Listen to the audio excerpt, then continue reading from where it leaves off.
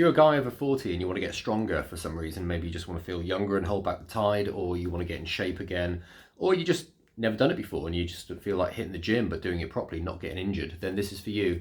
I'm 44 and the last few months I've been hitting the gym pretty hard, doing some really heavy lifts, mainly on the squat, bench and deadlift. And I've learned a few lessons along the way. I've been injured, I've stalled, I've plateaued and all of that stuff, but I'm pretty happy with my progress so far. So the other day I did 140 kilos squats for 5 x 5, so 5 repetitions, 5 sets.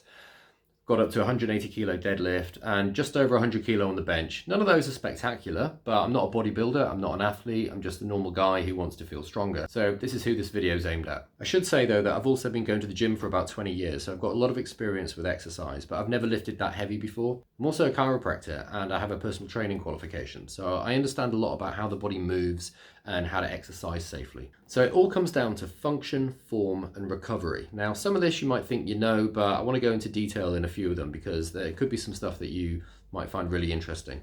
Function. So what I mean by that, I'm going to go there first because it's not just about form. It's not just about doing the exercise properly. If your body's not moving properly, then it doesn't matter how good you think your form is or how good it looks in the mirror. You're not going to be using the right muscles. Or you might be taking a bit more weight onto one leg.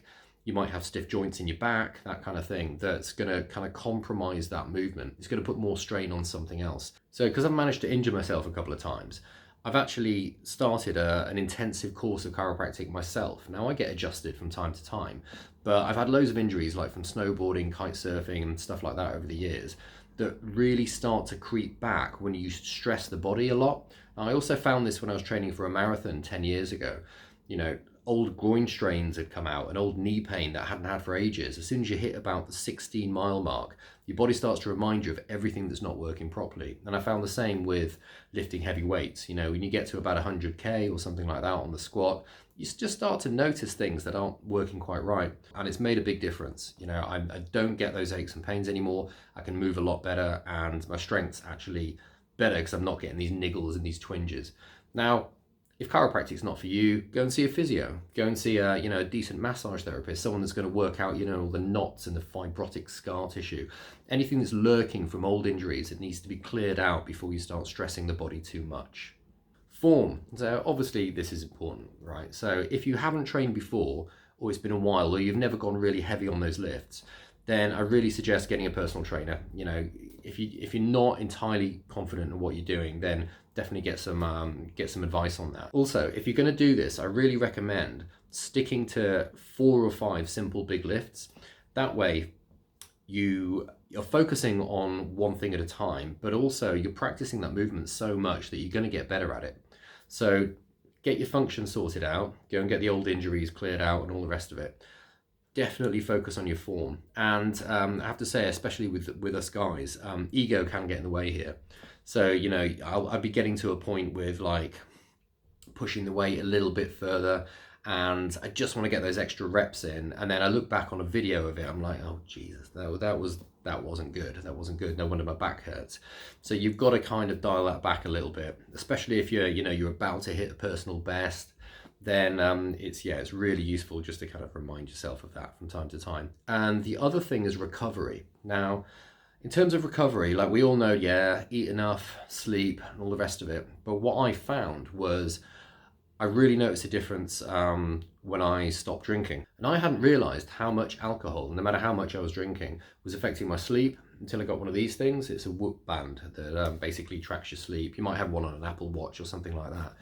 Looking at heart rate variability and sleep quality and how much it's affected by alcohol. So obviously sleep quality is going to really impact on muscle growth and on recovery, nervous system recovery.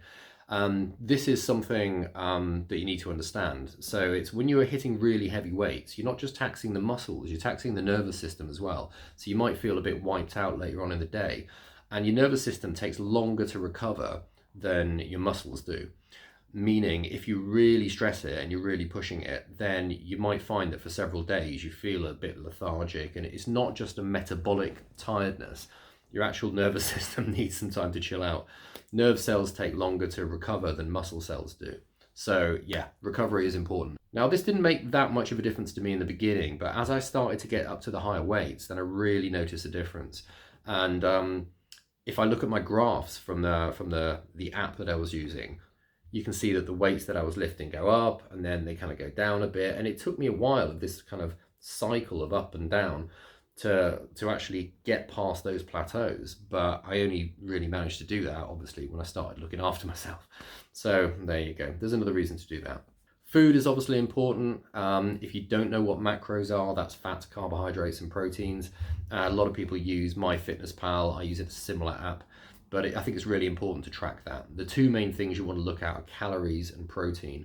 If you're not getting enough calories and you're not getting enough protein, then you're just not going to recover. You're not going to have the energy. So just keep it simple. Don't worry about how much carbs you're having, how much fat you're having. For this purpose, it's more about getting enough calories, which for an average guy, and I'm 5'9", about 82 kilos, I need about 2,400, 2,500 a day. If I want to lose a little bit of weight while getting stronger, I knock it down to 2,300. Any less than that, and I'm just not recovering properly at all. So make sure you hit your calories and make sure you get enough protein. As a general rule, you want about 1 gram of protein per pound of body weight.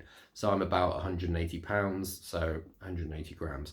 Doesn't matter if you're a little bit under, a little bit over, but you want to make sure you're hitting that. I might make a more in-depth video on this if anyone's interested, but I thought I'd just give you the overview of what I've learned. So it's, function, get your injuries fixed, form, make sure it's good and keep it simple. And also on form, actually, build up slowly. Now, again, this is all common sense, right? But it's what I found personally is that it's very easy to rush ahead. Starting too high because you've lifted that amount before a few years ago and you think you can do it. You've got to bear in mind, you've got to remember that you're going to be adding weight every single session. So if you're working out 3 times a week, you're going to be adding like 2.5 kilos to every single lift. And pretty soon, within a month or so, you're really stressing yourself out. So it's better to start less than you can. Again, because you've practiced in the form, you're reminding your body, you're getting your nervous system used to it. You're much less likely to get injured, but you're also going to make progress a lot faster. You're just going to have to trust me on this. It's almost like you're taking a run up. Like the first 2 or 3 weeks, you're doing less than you think you probably could. But then when you get to that point, you go past it much easier than if you started at the level that you think you probably could manage. I'm taking it steady now for a few weeks. I'm going to take about a month to do more single leg work, light work, focusing more on endurance and balance, coordination, that kind of thing. And just give my body a rest, but with the intention of going back and sticking a few more plates on. So I hope you found this useful and interesting. Like I say, I might go into more depth on it if anyone's interested. But I just wanted to give you a general overview, a few pointers, and happy training. See you soon, my friend.